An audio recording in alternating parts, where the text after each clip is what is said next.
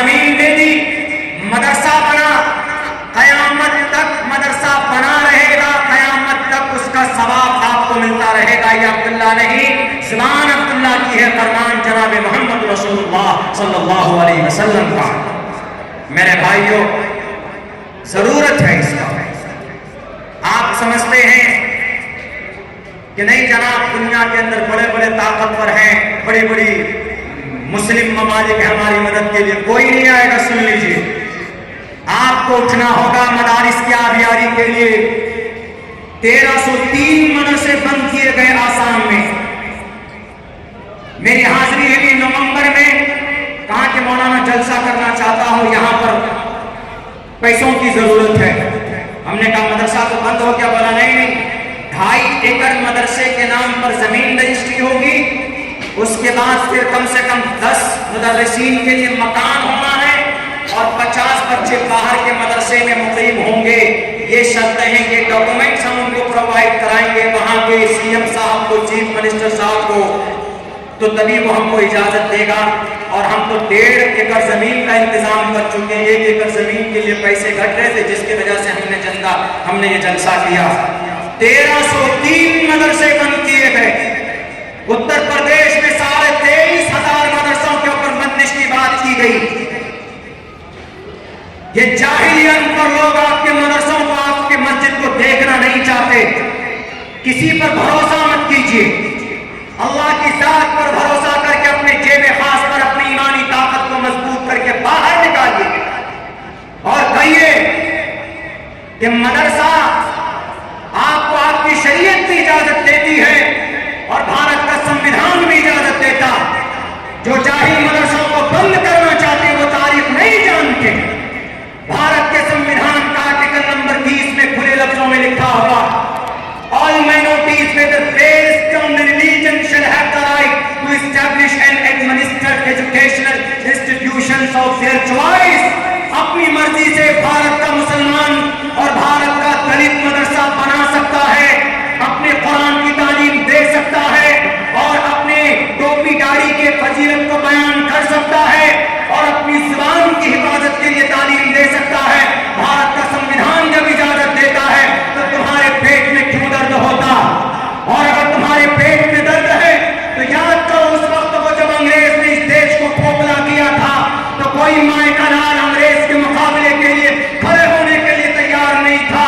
لیکن اگر سب سے پہلے ہاتھ میں تلوار لے کر انگریز کے سامنے اپنے سر پر کفن باندھ کر اگر کوئی مرد مجاہد کھڑا ہوا ہے تو آج جو دیش کا راز رکھتے ہیں نا کہ یہ دیش میرے باپ کا ہے، وہ اس وقت پیدا نہیں ہوئے تھے. 1925 میں ان کا جنم ہوا ہے، ورنہ اس دیش کی آزادی کے لیے سب سے پہلے اگر میدان جہاد میں انگریز کے خلاف اگر اپنا خون پانی کی طرح اگر کوئی بہایا ہے تو سب سے پہلی مقدس جماعت اگر کسی کی تھی تو انہی مدرسوں سے نکلنے والے علماء کرام کی جماعت تھی. یاد ہونا چاہیے شاہ عبدالعزیز محدث دہلوی نے 1806 کے اندر جہاد کا فتویٰ دیا. 1831 میں مولانا شاہ اسماعیل مولانا سید احمد شہید بریلوی نے 57 لوگوں کو لے کر بالا کوٹ کی پہاڑی میں اپنی جان کی قربانی پیش کی. 1857 میں جنگ کے اندر میں علماء شہید ہوئے ہیں. مولانا قاسم نانوتوی کے کن پٹی پر گولی لگی تھی.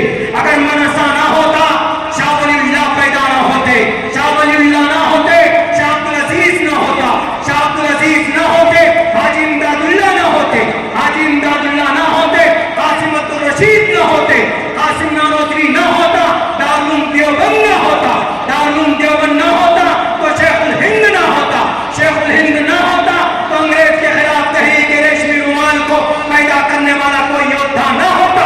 اگر شیخ الہند نہ ہوتے، شیخ الاسلام حسین احمد مدنی نہ ہوتے، حسین احمد مدنی نہ ہوتے تو انگریز کے آنکھوں میں آنکھیں ڈال کر بات کرنے والا کوئی یودھا ماں نے پیدا نہیں کیا تھا.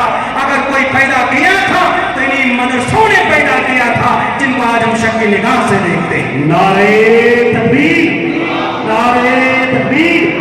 علماء کرام، محبت رسول، عشق رسول، عظمت مدارس، ہندوستان، انقلاب.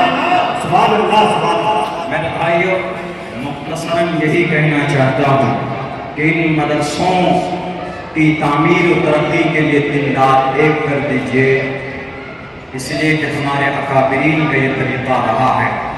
امام احمد ابن حنبل کو تکلیف دی گئی تعلیم کی وجہ سے، مدرسے کی وجہ سے۔ امام مالک، امام ابو حنیفہ، بلکہ ابھی اکبر کو اگر دھول کسی نے چٹایا ہے تو مجدد الفسانی رحمۃ اللہ علیہ ان کے ملفوظات کو پڑھیے، ہمارے علماء سے ہم گزارش کریں گے کیا محنت ان کی رہی۔ مختصر وقت میں یہی کہوں گا کہ جو ادارے جہاں پر ہیں دل کھول کر تعاون پیش کیجیے، جس چیز کی ضرورت ہوتی ہے اور چڑھ کر حصہ لیجیے گا تو انشاءاللہ مرنے کے بعد کل قیامت میں وہ چیزیں آپ کے لیے نجات کا ذریعہ بن کر وجود میں آئیں گی۔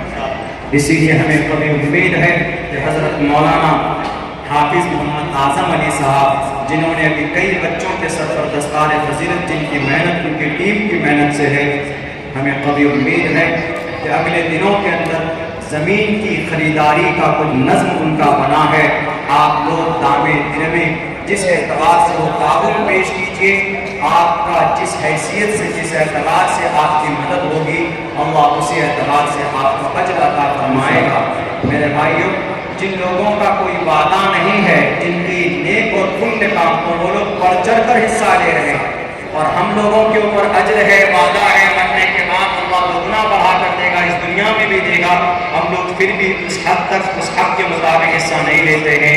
ہمیں کبھی امید ہے کہ اس تاریخی شہر کے اندر جو یہاں کے لوگ ہیں، اللہ نے بڑی خوشحالی سے نوازا ہے، آپ اس مدرسے کی زمین کو فراہم کرنے میں حضرت مولانا اعظم صاحب کا بہت بہت ساتھ دیں گے۔ بہت بہت شکریہ، جزاک اللہ۔ السلام علیکم۔ بہت بہت شکریہ دوستو۔